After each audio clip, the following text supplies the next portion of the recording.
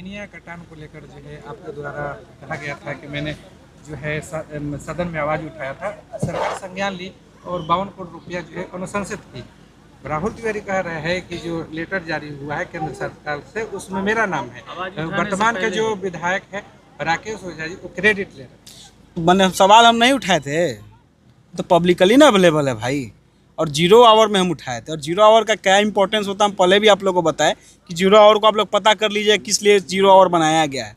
ठीक है, हम ये कहाँ कह रहे हैं कि भाई वो आवाज़ नहीं उठाए होंगे, लेकिन जो इतना ही वो तत्पर रहते तो अपने कार्यकाल में काहे नहीं जाकर चिट्ठियाँ लेकर आ गए। और आज याद आ रहा है प्रदेश में सरकार हमारी है, केंद्र में सरकार हमारा है, यहाँ के स्थानीय विधायक हम खुद हैं, तो क्रेडिट उनको दे दें।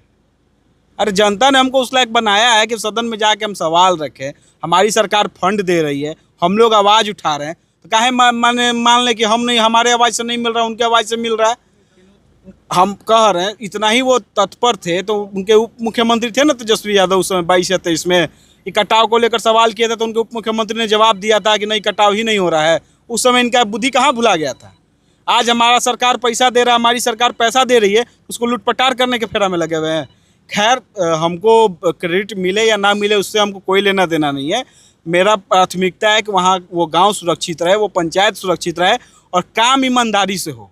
पिछला बार जो 10 करोड़ में लोग बंदर बाट किए हैं, इस बार 52 करोड़ में 52 को पैसा का इधर से उधर नहीं होने देंगे, इसका गारंटी हम देते हैं। आपके द्वारा कहा गया कि 10 साल में विधायक राहुल तिवारी शाहपुर विधानसभा में काम करवाए या नहीं करवाए हैं, लेकिन मेरे पिताजी कहते हैं जरूर करवाए। लेकिन विधायक राहुल तिवारी कह रहे हैं कि हम हत्यारा परिवार से नहीं आते।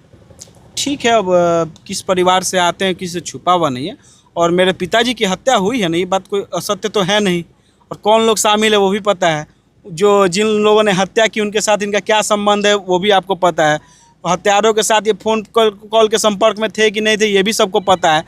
अब उनसे हमको बहस करना नहीं है। बिहार की जनता और शाहपुर क्षेत्र की जनता अपना सच्चाई जानती है, किसने क्या किया है, और उसका फल भी उनको शाहपुर क्षेत्र की जनता ने दिया है।